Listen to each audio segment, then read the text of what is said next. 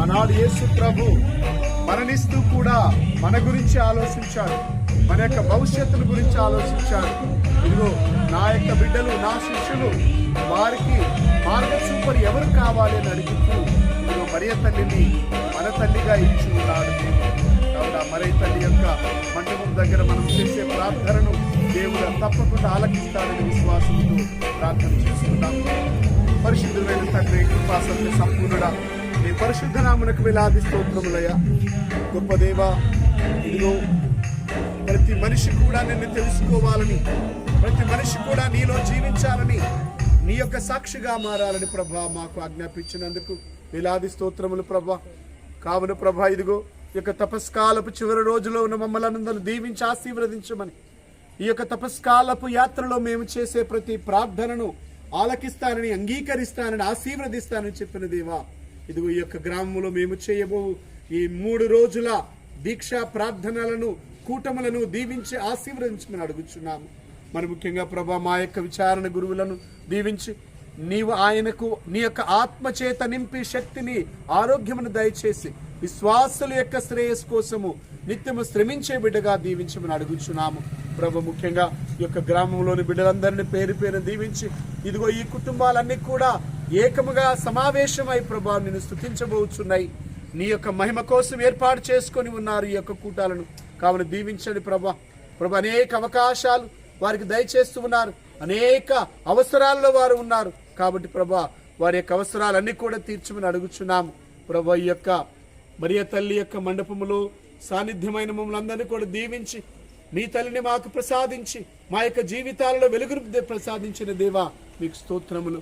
కావున ప్రభా, నిత్యము కూడా నిన్ను స్తుతించే అడుగుచున్నాము. ప్రభు, ముఖ్యంగా ఈ యొక్క పతాకమును దీవించి ఆశీర్వదించి ఈ యొక్క పతాక ఆవిష్కరణ మా యొక్క విశ్వాస సూచక క్రియ చేయమని మా ప్రభు యేసుక్రీస్తు అతి శ్రేష్టమైన నామమున అడిగి వేడుకొనుచున్నాము తండ్రి. పరలోకమందున్న మా యొక్క తండ్రి,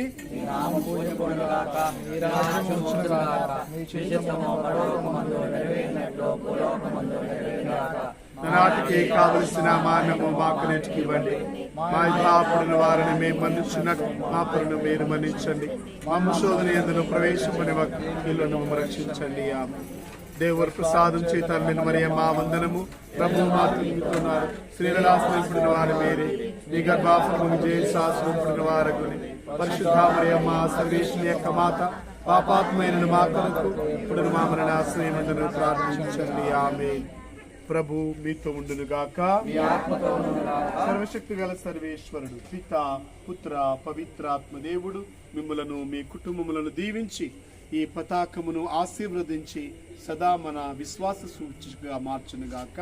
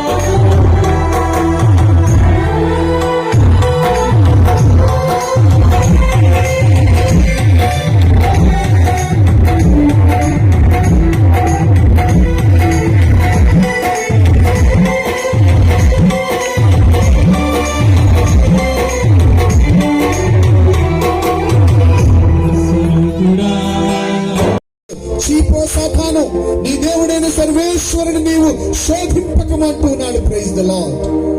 కాబట్టి ప్రియమైన దేవుని బిడ్డలారా, ఆ శక్తి నీ దగ్గర ఉందా? ఆ శక్తిని పొందుకున్నట్టుగా ప్రార్థించండి. నీ యొక్క హృదయాలను తెరిచి ప్రార్థించండి. ప్రభు అంటున్నాడు, నీవు ప్రార్థించుటకు సిద్ధమైనప్పుడు నీ యొక్క గదిలోనికి వెళ్ళి నీవు ప్రార్థించు. నీ రహస్య కార్యములల్లా ఎరిగే నీ దేవుడు నీ యొక్క ప్రార్థనలను ఆలకించాలని ప్రార్థించు. నీ యొక్క జీవితాన్ని తెరిచి నీ యొక్క బాధలను పంచుకో. నువ్వు ఏమి కూడా దాయటానికి ప్రయత్నం చేయకంటున్నాడు. ప్రియమైన దేవుని బిడ్డ, ఏమన్నా దాయాలనుకుంటున్నావా? నీ ప్రార్థనలకు దేవుడు బహుమానాన్ని ఇవ్వడు. ప్రార్థించు. నీ యొక్క బలహీనతలను దేవుని సమర్పించుకో. యొక్క తపస్కాలంలో దేవుడు అంటూ ఉన్నాడు, ప్రియమైన బిడ్డ, నువ్వు నా చెంతకు వచ్చి నిన్ను నీవు సమర్పించుకుంటే నీకు నూతన జీవితాన్ని ఇస్తా ఉన్నాను అంటూ ఉన్నాడు. ప్రియమైన బిడ్డ, ప్రార్థించు. దేవుడు నీ కొత్త జీవితాన్ని ఇవ్వాలని, కొత్త ఆలోచన విధానాన్ని దయచేయాలని, కొత్త నడవడిక దయచేయాలని, కొత్తగా మాట్లాడే విధానాన్ని దేవుడు నేర్పాలని నీవు ప్రార్థించు. నీ జీవితాన్ని తొక్కి చూసుకో. ఈ రాత్రిక సమయం ముందు అధిక ప్రసాద ప్రభుని యొక్క సాన్నిధ్యంలో మనం ఉన్నాం. నీ జీవితంలోకి తొంగి చూసుకో. నీ హృదయంలోనికి ప్రవేశించు. నిజంగా నీ హృదయంలో దేవుడున్నాడా? నీ హృదయంలో దేవుడున్నాడా? నీ జీవితంలో విశ్వాసం ఉన్నదా? నీవు ఎలాంటి క్రియలను చేస్తూ దేవుని యొక్క బిడ్డ అని చెప్పుకుంటున్నావు? ఒక్కసారి నీ యొక్క హృదయంలోనికి ప్రవేశించు. ప్రియమైన బిడ్డ, నీ క్రియలు నీ ఎరుగుదనంటున్నాడు. నీవు దేవుని ముందు ఏమి దాయలేవనే విషయాన్ని నీవు గ్రహించాలి. ప్రియమైన బిడ్డ, మీరేమియో తీసుకొనవలదు. చూసారా? అంటే చాలా మంది ఒక్కొక్క వర్గం వాళ్ళు వస్తూ ఉన్నారు. తర్వాత 14వ వచనంలో ఎవరున్నారు? చదవండి. రక్షక భటులు కొందరు వచ్చి మేమేమి చేయవలను అని ప్రశ్నింపగా, బలత్కారముగా అన్యాయము లోపం వలన గాని ఎవరిని కొల్లగొట్టవలదు. మీ వేతనముతో మీరు సంతృప్తి పరుడు అని యోహాను వారికి సమాధానం ఇచ్చాడు. Praise the lord. సో నిజమైన మార్పు, నేను దేవునిలో మారాలనుకుంటూ ఉన్నాను. నా యొక్క పాపపు జీవితాన్ని తీసివేయాలనుకుంటూ ఉన్నాను. కప్పిపెట్టడం కాదు. మన పాపపు జీవితాన్ని కప్పిపెట్టొద్దు. మనం చెప్పాను కదా, తన పాపములను కప్పిపెట్టువాడు శాపగ్రస్తుడు. ఉదాహరణకు ఇక్కడున్న వాళ్ళందరూ కూడా ఒకరోజు మీరు ఆరోగ్యం బాగాలేక ఇల్లు ఉడవలేదనుకో, ఒక్కరోజే కదా పర్వాలేదనుకుంటా. రెండో రోజు కూడా సోమరితనం వల్ల ఇల్లు ఉడవలేదనుకో, మన పాదాల అచ్చులు కనపడతాయి. మూడవ రోజు కూడా నాకు బాగా లేదు లేదా వేరే పని ఉందని పోతూ ఇల్లు ఉడవలేదనుకో, ఏమవుతుంది? ఆ మురికి అనేది ఎలా ఉంటుంది?